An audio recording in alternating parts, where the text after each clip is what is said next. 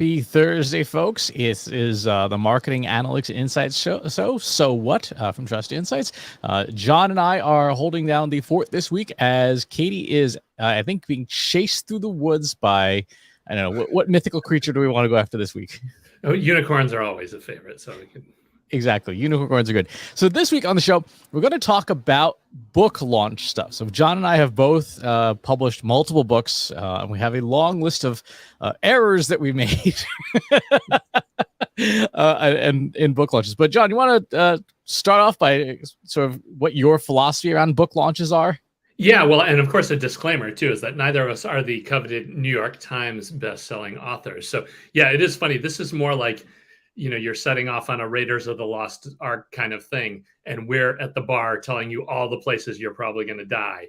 And so you're going to be way better off because you don't have to make the mistakes that we've made. And the good news is we have, I've talked with David Meerman Scott a bunch of times about getting his books out, and he is on the 8th edition of his book.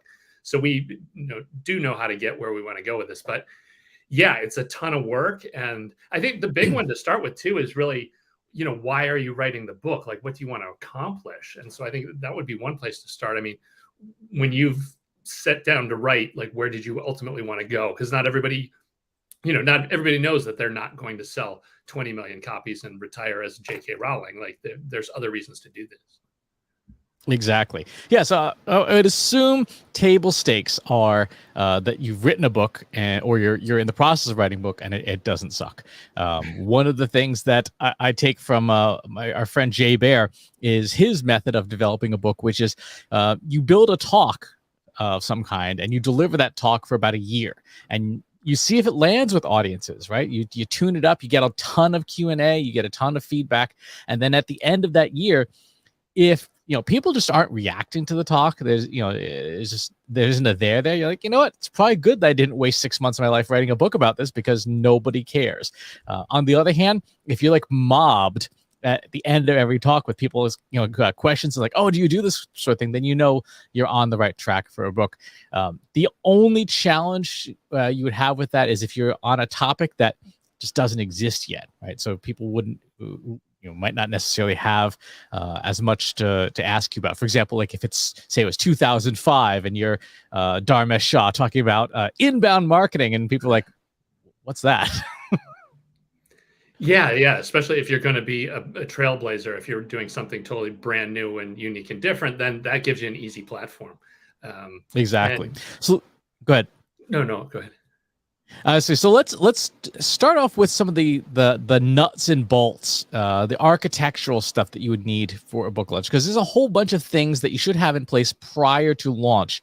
And some of these things are super basic, and then some of these things are a little more advanced, but they're all important, or I think are somewhat necessary. First and foremost, you as an author probably should have a website, right? Ideally, and John, what's your take on this? But ideally, the launch of your book begins several years before the book exists, right? In terms of building an audience, building a brand, etc. Yeah, absolutely. And you're kind of nailing like a critical point with this. So many people get so wrapped up in writing the book and finishing the book. And it was Gabriel Weinberg who wrote Traction that gave me this great quote. He said, the problem with writing a book is when you think you're 90% done, that last 10%, that's actually 90% of the work. It's getting the book written is one thing. And David Meerman Scott echoed the same thing. He said the biggest thing to getting and selling a book is making the launch date an event. Like you have to have everything going on all fronts and all your promotions kind of all magically synchronized to drop on when that book hits. And so, yeah, like you said, years in advance, and we've seen this over and over and over again, is that usually if you're not already established, the number one marketing activity you can do is just emailing your house list. So yeah, we've been, working on lists for over a decade, and sure enough, that is still our best performing one as we drop. So yeah, website, mailing list, having that architecture, yeah, even long before you pick the topic. Exactly. So on the website, things you should have some way of doing redirects. This is important because ideally you're doing outreach to, dozens of different outlets later on, and you want some way of tracking all that. So you could have, for example, trustinsights.ai/marketing over coffee, trustinsights.ai/social pros podcast, etc. And having that capability on your own website will save you a huge amount of time and reduce your headaches. Your website should probably have some sort of template that allows for what are called short codes, particularly if you're running on WordPress. This allows you to change out the calls to action across your site with just a few clicks. It is a super important thing to do, and relatively easy to do if you've got the right architecture, so that when it's time to get things ready for the book, you're able to swap out promotions as needed. You definitely want a website that has the ability to put up, one or more landing pages, and of course have thank you pages on it and stuff. So, I mean, there are some platforms that are a little less flexible this way. So make sure that you're using a platform that's good. For publishing, we can get into the whole debate about self-publish or go with the publisher, but either way, you're probably going to want to have an Amazon account of some kind. Ideally, an Amazon Associates account so that you can earn some revenue from referring people to your own book. And then if you're going to self-publish, you probably should put something up on Amazon Kindle Direct, the Kindle Direct program. Create Space is their program for printed books. The margins on those are not great, but there are some people who would prefer to have the paper book, and you want them to have it as much as possible. For tracking external redirects, obviously use your own site. A Bitly account is helpful. And then if you're going to sort of do it yourself, self-publish, and you want to earn, and your focus is money and not publicity, you'll want to have an account with a service like Gumroad or something, because that the commissions for that are much cheaper. For Amazon, if you're in the KDP Select, Amazon gets a 30% commission. If you're in the regular program, you get like Amazon gets like a 65% commission. So they take a good chunk of the money. If you're on Gumroad, it's a 5% commission. So again, if your focus is money and not fame, that is where to go. And I think that's actually an interesting point. You do want to have some idea of what outcome you want. Like, are you publishing the book as a launch platform to become more well-known? Is it going to be, as David Meerman Scott says, the world's largest, least portable, least convenient, most effective business card? Then you want the fame and not necessarily make money. Other people, they just want to make the money on the books. You got to be clear about that. Yeah, one thing with that too, the Amazon Associates, especially the affiliate account, that's one trick, because in the affiliate tracking, you don't get a lot of metrics. So you can set up multiple accounts so that you can use different links in different places to get a better feel for what's looking. And yeah, they take a massive cut. Yeah, I don't know. Now, I've always viewed it too as there's three tiers, right? You just kind of go the self-publish route, where you can still go on Create Space and you put it out on Gumroad or similar thing. There's the top tier of you go with a publisher, and now they're going to do a ride along, and you maybe even get an advance, and there's going to be a whole marketing campaign built around that. But then there's also this weird middle tier. There's some publishers where kind of like if you show up with 10 or 15 grand, they will publish it for you, and you get some of the advantages of that. But you can also completely crash and burn on that side. And any other thoughts about like which one of those three are right for what kinds of situations? It depends. So if all book publishing, it relies on you, the author, doing your own marketing, right? Even the big houses put minimal effort behind anything, unless you're already well established as one of their proven sellers, right? Like Stephen King doesn't have to work particularly hard to get attention on one of his books. Malcolm Gladwell doesn't have to work particularly hard, although the publishing houses will throw some weight around that. But for the most part, most authors, and especially newer ones, you're gonna have to market a lot of the stuff yourself and get essentially no help from the publisher. Publishers are not in the marketing business anymore. They are in the selling dead trees. So I would say if you've got the backing of a really good organization, then you could go the publishing route. Or if you think you absolutely need the logo, because there are some publishers who do airport book placements and stuff and buys like that. But I would say for most people, especially for if you're doing like your first couple of books, I would say self-publish is the way to go. That way you get a feel for the process, you know what's involved. You can see the results pretty easily. You can track your own data and get a sense of, because since you're promoting it yourself anyway, you can see what really does and does not work. And then later on, once you've got an established audience and you've got a good track record, then you can approach a publisher and possibly get better terms on your contract from them to say, like, yeah, I'm bringing this list of 20,000 people on my mailing list and my social media following, and I got all this stuff that I can do to move the book, and you're likely to get a better contract that way. Sounds good. So that's the basic architecture. In terms of foundational services, there's a bunch of services that I recommend you have in place. Obviously, Google Tag Manager and Google Analytics for your website. You want to know, you want to be able to track stuff. You want to be able to track what's going on. If people are buying your book off of your site, or if a service like Amazon or even a Gumroad, yeah, you want to be able to track clicks out and just get a sense of, like, are people interested, right? Do you get people to your book's landing page and then they leave and they don't even click the go to Amazon button? There's something that's gone wrong with it. You want Google Search Console set in place and turned on. Again, if people are searching for B2B marketing confessions and they're finding John's site, you want to know that you're showing up. You want a system like Google Optimize to do some A/B testing. Again, if this is actually really useful if you want to see if different prospective book covers work for people. You can, when you in your promotional images on your site, you can run different tests to see what's going on.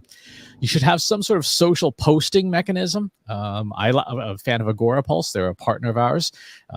You should have some kind of social media monitoring system to listen for you, your name, your book name, etc. We're partial to our friends over at Talkwalker and our friends at Brand24. Both of those are good systems. You should have a calendaring system, like you were saying, John.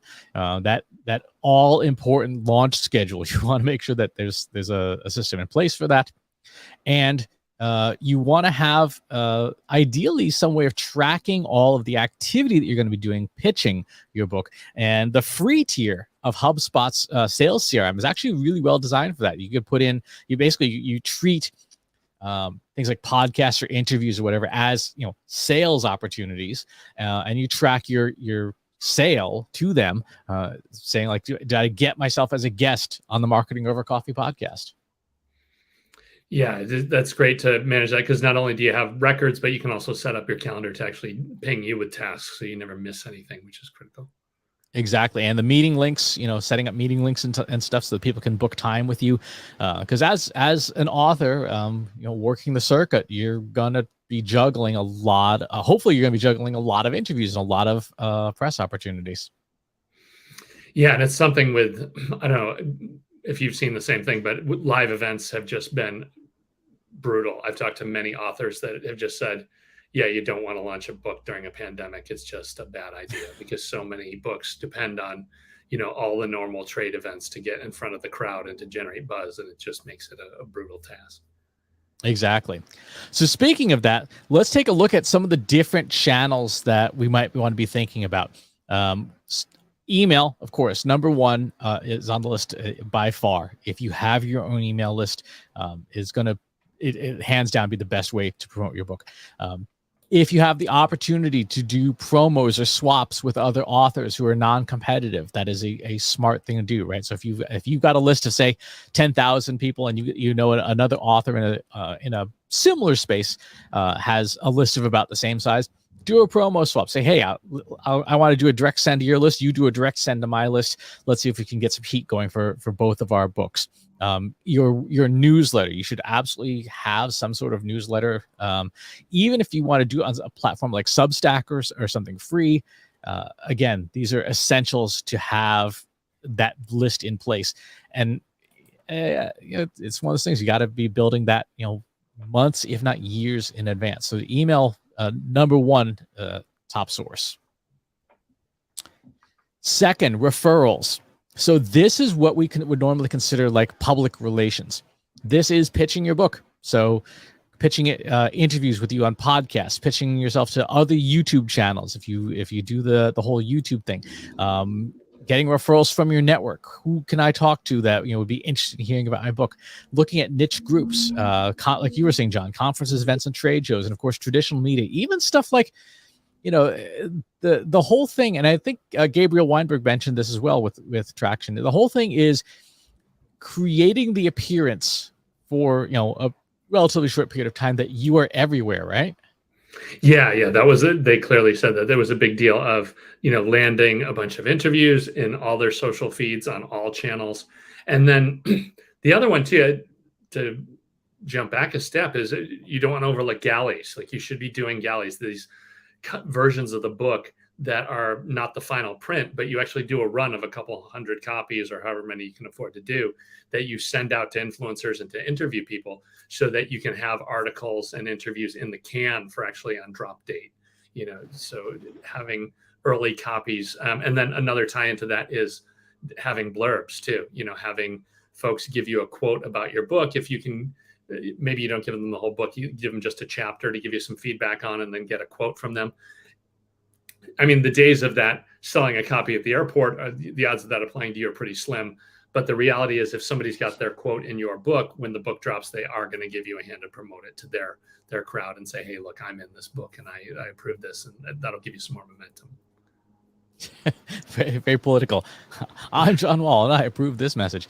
But yeah, so those two channels are the channels that are, I would classify them as the hardest work, but probably the lowest cost in terms of being able to get in front of a lot of people. Again, it's just a ton of outreach, and a ton of outreach that requires a human touch, because we both get an absurd number of pitches every single day, for Marketing Over Coffee, for In-Ear Insights, for the different newsletters. And some of these pitches are just wildly off topic. Yeah, I'm trying to remember what the worst one I got. I got one just yesterday on like a trucking company or something. It was something about how these trucks have GPS on them. I'm like, this has nothing to do with anything that we cover whatsoever. But yeah, that's just the nature of the beast. The stuff just pours in. I got one from an interview request for someone whose book was coming out. She is apparently a cleaning products kingpin of some kind. She manufactures all sorts of cleaning products, and she wants to get in front of my high net worth female audience. I'm like, I don't know who's doing your PR, but you need to sharpen the saw a little bit. Yeah, right. You get a better selects, please. Exactly. All right. So moving down into our good friend social media. So there's two classes of social media, and within that, of course, there's multiple subdivisions. There's public and semi-public social media. Public social media are the channels everybody knows and doesn't love. So Instagram, LinkedIn, TikTok, YouTube, Facebook, Twitter, and so on and so forth. One that I think people do overlook or don't look at enough is Product Hunt. I think there's hugely successful. Yes. I've talked to a number of people that have had tremendous results. Like, if they had to choose one on that list, it would just be Product Hunt. Mm-hmm. And again, that's one where you need to be there a couple of years in advance. I've been on Product Hunt since like 2018 and just slowly growing a following and stuff. I think I've got like 7,000 followers there now. Participate in discussions and things like that. Just follow people who are relevant, because the next time something comes around, I want that network in place to say, like, hey, my new book is out. Please vote it up. Yeah. And I think that's one where it just, even if you don't have the network, it's worth ponying up the cash for, just pay to get on the front page and go. Exactly. For all of these things, you want to have both where it's applicable, like a business account or a business profile, and a personal profile as well. So LinkedIn, your Instagram, Facebook, etc. You want to have all these accounts. You will have advertising turned on and enabled on these accounts. You want access to the advertiser tools on LinkedIn. On your personal account, you want to turn on creator mode. Make sure that you've got all that set up. You ideally have a newsletter already that if you're doing the regular email newsletter, you're cross-posting it using LinkedIn's newsletters. That is a hugely successful, underrated, overlooked feature that drives a lot of performance. And you want to have the ability to create content. We'll talk about creative in in a bit, but you want to have access to all these different channels and be ready to go. Is there any social channels here that we're missing that are public? Well, fully public. No, I was going to say Discord, but I imagine you've got that in Twitch on the semi-public ones. Pinterest would be the only one if you're doing like a home improvement, book or whatever. Oh, you reminded me of another one, Twitch. Yeah. Again, especially if you've got video influencers, gaming influencers, definitely have that in there. Okay, and then in separately public gated, you have Discord, Slack, and Reddit. So Discord and Slack, self-explanatory. You, again, should be joining servers or instances or communities where it would be relevant. So, for example, if I'm going to be launching a book that's about content marketing, I should be joining the Content Marketing Institute Slack. I should be joining the Marketing AI Institute Slack. I should be joining the Content Strategy Collective and so on and so forth. If I'm doing data, I should be in the Trust Insights Analytics for Marketers, the Measure Slack, etc. All these things. Steve just commented that, is there going to be replay link? And the answer is yes. If you go to trustinsights.ai/YouTube, you will see this show in its entirety when it's on. To find those instances, a lot of time it's word of mouth. For Slack, there really isn't a great Slack directory. For Discord, there's a service called Disboard, which is a silly name, but it is a public index of people where if you run a public Discord server, you can submit your server to it and stuff. Which reminds me, and I think I will put this under. I think I'm going to add this in under foundational services. I think it's a missed opportunity if you don't have your own community of some kind. And reality is today, when you look at feature by feature, it's got to be Discord. Discord is such a powerful community management tool that it's silly not to have one. Yeah, no, I agree. And it just seems to be really picking up speed. It's become the form of choice. Exactly. So those would be the social channels. And again, you want to have billing turned on. You want to have everything set up so that you can run advertising. Display advertising, you want to have access to some display ad systems. For example, StackAdapt, our friends over at StackAdapt, being able to set up tracking pixels to retarget people who go to your website and go to your book page and maybe don't buy a book, don't click on anything, levels of campaigns. And then, of course, they've got some really good segments to target in StackAdapt, especially if you're going to be doing stuff like OTT or connected TV. Again, easy promotional stuff. One service that for books specifically that a lot of people overlook is called BookBub. They are a promotional service. You pay a chunk of money to have a book promoted on there, and it goes out to a couple 100,000 people. Typically, what people have said is to be successful with it, you want to give away a promotional piece that's gated so that you acquire a list. You build your list very quickly from it. So you get like 10,000 new signups on your mailing list, and then you can email those people in perpetuity. Yeah, that's a great game. That's a nice, easy pickup. Exactly. And then the last one I would say on here for display and native ads is an internal ad system. If you've got friends or you've got a network of websites that you can work with, you can run your own advertising system, certainly on your own website as well, so that you have house inventory, banner ads and things. And that way, when it comes time to publish your book, you swap all the ads out for whatever other things you're marketing, and you switch entirely to your book. So that would be display ads. And of course, the giant on the playground is Google Ads, making sure that you have a Google Ads account set up that is configured, and that you have all the different campaign options set up. The three that I recommend is RLSA, which is retargeting lists for search ads. This for both regular search and for YouTube is incredibly powerful. Again, if somebody's Googling your name or your book's name, you want ads showing up for that and following them around the web wherever they go. If somebody goes to the book landing page, you want ads showing up. And then the newest form of advertising is Google's Performance Max. So you load up all your assets. You provide your headlines, links to your book's landing page or whatever, and then it looks across the entire spectrum of Google, like YouTube, search, Gmail, whatever, and says, I'm going to put ads wherever I think it's going to go work best. And then, it makes all the decisions and optimizes to wherever people are buying your book. Yeah, I don't know. And everything I've seen is that kind of stuff just completely beats the pants off of trying to manually do that on multiple channels with multiple creative. Like it's come to the point now where that automated pretty much beats everything else out there. Exactly.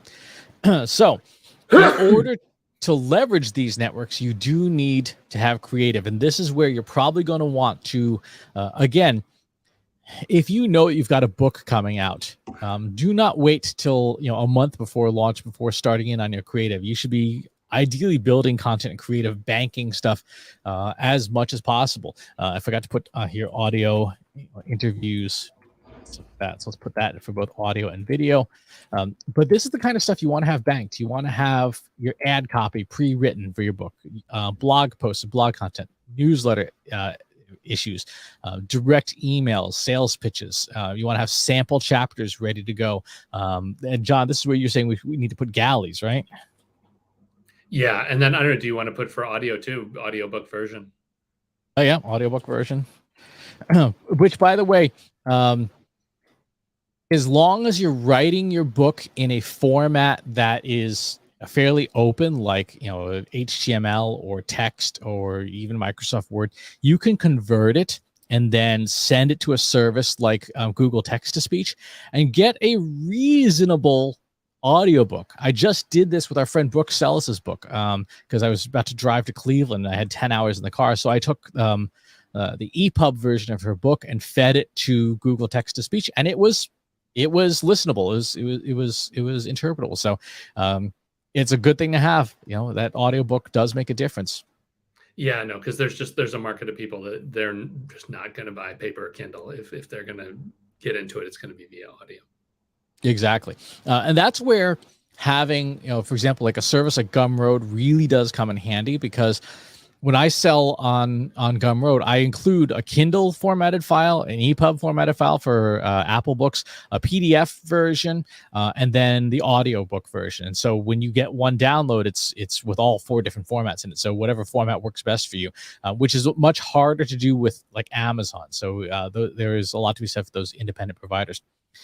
You will probably want to have, spend some time learning Canva, right? So that you can create your 16:9, your 9:16 story format, your 4:3s, animated GIFs, and short animations, anything you can do that will create content that you can put out for social media. Video, tons and tons of video. So you'll probably want to do, if you have a chance to do interviews in advance, that is a terrific way to then be able to slice them up and create little shorts and reels and stuff. YouTube shorts are outperforming other forms of video right now. Because they're close enough in format to be function like TikTok. But the one thing that YouTube has that TikTok and Instagram do not is that YouTube is a fully functional search engine backed by Google. So properly formatted shorts will let you take advantage of that as well. Very cool. So those are all the types of creative that you'd want to have in advance. So all of this stuff together are sort of the pieces, the toolkit for launching a book. The one thing that isn't documented in here really is sort of that process or timeline. And the timeline is, several years out. Build a personal brand, build your newsletter list, build your audience, build a social following, but try to get them onto a newsletter because as everyone knows, social media algorithms can change overnight. Write your book, obviously, but as you're writing the book, be thinking about promotional stuff. Even if you were to go chapter by chapter, like if I pull out one of mine here, I've got in a lot of the different chapters, there's individual graphics and stuff like that. So be thinking about blurbs that you can pull right from your book, different diagrams, quotes, stories. If you do interviews, like if you're writing a book and you're interviewing people, remember to ask permission, but record the interviews. All that B-roll footage is going to be instrumental for being able to roll that out. And, that's something you probably do in the writing process. And then you can go back to those people, ideally when it's promotion time, saying, hey, remember the interview you did for my book? My book's coming out. Would you please share it? Yeah, that sounds good. And I think that's just a quick urban legend about, copies and getting things out. I think over and over I've heard with business books is you have to get over the hurdle of the first 1,000 copies out. Like it won't take off until you get 1,000 copies in hands. And then I've also heard that if you actually get to a point where you get to 10,000 and it hasn't taken off, you pretty much have to accept that it's not going to fly on its own. But so, I've seen many authors make a real hard push to get that first 1,000 out the door, if you can in the first week or even pre-order, because that kind of can make or break how it goes in the future. Exactly. So that's your timeline, the 6 months before. After you finish the book, depending on whether you're self-publishing or whether you're working at the publishing house, the editing cycle can be weeks, months, years. But while editing is going on, that is the time to be looking at generating all that creative, all those assets and stuff, because A, you know what you're going to say. B, you can be sending out, uncorrected galleys, pre-edited and stuff. As long as it's not like you're face rolling on the keyboard, your second or third draft should be readable. And that's when you can start doing the galleys and start doing the interviews. Yeah, absolutely. And just think about the runtime, for more popular podcasts, you're going to have to get booked 6 months out, because they're going to say, okay, yeah, we can record 2 months from now. And then it'll sit in their bin for another 2 months before it hits, before it goes live. And so, yeah, really do all you can to get stuff to drop on launch date. And yeah, unfortunately, that takes a ton of pre-planning. Exactly.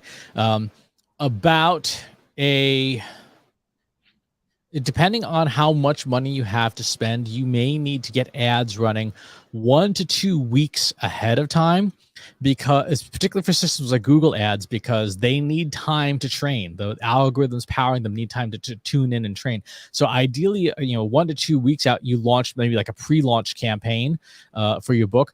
Give this software time to dial into your audience and optimize. You don't want to be launching an ad campaign on launch day, because at that point, there will not be enough of a trained audience for the ad system to reliably show your ads. I might say, if it's your first time out, maybe even go a month. And if you don't have like a ton of money to hit up fast, maybe you do like a $500 spend over a month just to get dialed in on your ad audiences. Yeah, no, the last thing you'd want to do is, pull the trigger on launch day and then have your account get denied on day 2 and now be stuck for a week and a half trying to figure out how to get turned back on. Exactly. And then how do you handle it with the podcast, right? Because like you said, there's a lot of lead time on those. So there's a lot of lead time on any major publication.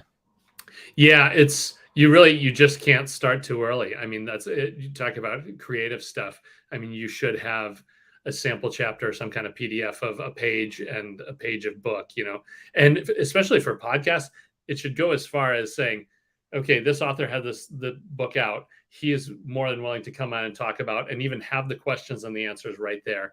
Because unfortunately, I mean, we've both been through this, where you get on a podcast and they have maybe read the cover and the back, the back cover, like they know nothing about the book really. And so having those questions like, okay, here's the 5 you ask, and you're going to get a great answer on these. That'll get you in the works. But yeah, you can't start too early on it. Exactly. One thing that has been depends on the genre of the book that's been selectively successful is seeing authors doing collaborations of some kind. Not just interviews, but like co-created content. There may be opportunities, particularly with YouTube influencers, to do stuff like that. You see that more with musicians and things, but there definitely are co-created, co-collaborative pieces of content. Gary Vaynerchuk does a ton of that stuff, and it does very, very well for him. He's actually interviewing other people to build shows around their audiences, and then when it's time for his next thing to launch, of course, he's got an audience of 10 million people that he's managed to create over time. It's a terrific strategy. Yeah, and you totally see this in business books too. There's this kind of whole business mafia of Tom Peters, the Stephen Covey people, and Al Rees and all these folks that just they're blurbing each other's books, and even go as far as you notice that they're not dropping at the same time. They go out of their way to make sure that their schedules are lined up so that the folks doing the business stuff have a steady stream of books all endorsed by everybody else. Exactly. One thing you may want to look into is do some competitive intelligence on authors that are in your space and see who's following them. One thing that I enjoy doing a lot is taking like Twitter accounts or Instagram accounts, if you can get the data, of a cohort, like people who follow Seth Godin and David Meerman Scott and Tim Ferriss and Gary Vaynerchuk, and see who's in common across those accounts, right? Who keeps showing up in that. Those are people who I almost say is like looking at them as potential secondary influencers, because if they're sort of in that tribe, but they're not the main personality, they may be someone that the main personality looks to as a source of paying attention to what's new. So again, that's research you can do well in advance. Brian had a question here. How do you recommend promoting books during presentations at conferences before the book comes out? Oh, that's a good question. Well, the pre-order, trying to get pre-orders, and still giving away free chapter. You should have a polished chapter that you can drop. Those are great ways to do it. And then for early buyers, usually a lot of folks do all kinds of free-for-alls. And it's funny too, I don't see as many of those as I used to. There used to be these deals where you'd pay $100 and get 10 different books from 10 different authors. They would take these all as pre-orders and all go and bank. But yeah, you can definitely do, and this is one of the benefits. If you own all the assets, you can say, hey, pre-order the book, I'll send you the audiobook for free right now. Or, you get the audiobook for free when it comes out. And yeah, you pretty much can't fail by throwing more stuff on the pile for folks that order early. Exactly. One thing that we've seen a lot of people do is send out influencer kits. So it's a kit kind of like this, some kind of box. This is actually for the an agency summit, but it's all the stuff that you normally expect. You get a copy of the book, you get some kind of swag, pens, coffee mugs, things like that.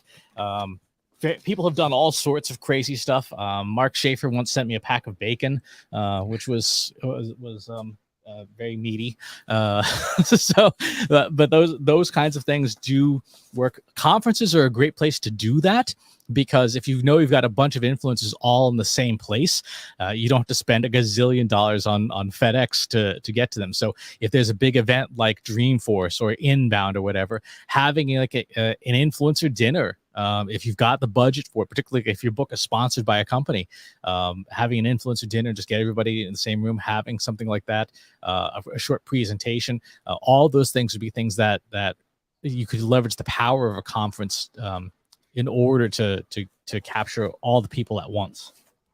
Yeah, I mean, even at Sales Machine a few years back, Gary Vaynerchuk actually did that. I mean, they were just giving away his latest hardcover at the door. I mean, they must have shelled out thousands of copies just that day. And that's the kind of thing that'll go towards the book numbers, when they're talking about how well the book does.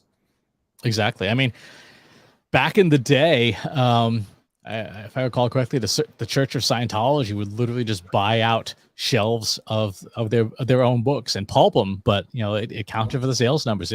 That was how they hit the New York Times bestseller list.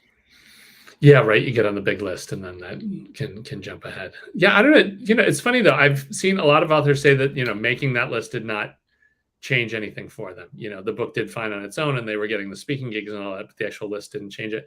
And then I see similar stuff with Amazon lists. People making, trying to drop a certain day so that they make all these different lists on Amazon. And I've seen mixed results on that. Some people say it makes a difference, and other people say, no, it doesn't actually affect the sales at all. Yeah. For the few Amazon lists I've made, I did not see, any impact from that. Most of the impact comes, at least for my books, the impact comes from email, from the mailing list. I mean, that's by far, like if I had to get rid of every tactic except one, it would be email and nothing else. Yeah, no, you're much better just going to your fans. That's the way it works, unfortunately. Exactly. So that is, in essence, sort of the framework and the launch toolkit for getting a book out the door. And one of the things that I will point out is this is not stuff this is not something you want to wait for launch day. You want all these pieces in place long beforehand, so that they're running, that you know how to use them, especially if you're flying solo, right? If you don't have a team, you don't have a VA, you don't have any of that stuff, you want to get these pieces up and running today, even if your book is 5 years away, just so that you know how they all work. And some of them you'll have to cross off based on, you know, what resources you have. Like if you don't have ad budget, you don't have ad budget. And so you're going to focus on the things that don't cost money. Yeah, unfortunately, we're, you know, the bearers of horrible news. It's, you know, writing a book is just this unbelievable Herculean task that's going to eat your whole life. And if you want to do it well, you should probably jump on this pile of Herculean tasks that will eat the rest of your life. But that's just how it all works. Exactly. If you would like a copy of that flowchart, we're going to put it in the Analytics for Marketers Slack group. So it'll be available as just a straight PDF. You know, once you're in the Slack group, you don't need to do anything else. We'll post to the main channel. But any final parting thoughts, John, on how we can all be more successful marketing books? Dude, get feedback early and often. That's one mistake I see people doing, is just going in a corner and writing 60, 100 pages. Do not do that. You know, road test some of your stuff and get some early feedback. And like you said, even if you can run it as blog posts or speaking engagements or whatever, put stuff out there to get feedback quick, because yeah, there's nothing worse than trying to edit a, you know, 200-page book or having to like cut it into chunks and re-scramble it to get it to work. That's not a place you want to be. That's a really good point. Even if you just have something like a customer advisory board, right? You know, get 5 friends who know your space, who work in the industry. They don't have to be like drinking buddies or anything, but so like, hey, I want to run some stuff for my book by you guys. Can I buy us all dinner or something? And then just go over it and tell them to just poke holes in it. You know, I recently read a friend's book and I was like, okay, this didn't work. This didn't work. This didn't work. You know, it's this long list. Now, unfortunately, their book is already in market, so there's not much I can do. But had they been getting feedback sooner, they might have been able to patch some of those holes. Yes. Lessons learned. Our theme for today. Exactly. Lessons learned. The road to success is paved with your previous books. All right. Well, we will catch you all next week. So thanks for tuning in and stay safe. Thanks for watching today. Be sure to subscribe to our show wherever you're watching it. For more resources and to learn more, check out the Trust Insights podcast at trustinsights.ai/TI podcast and a weekly email newsletter at trustinsights.ai/newsletter. Got questions about what you saw in today's episode? Join our free Analytics for Marketers Slack group at trustinsights.ai/analytics for marketers. See you next time.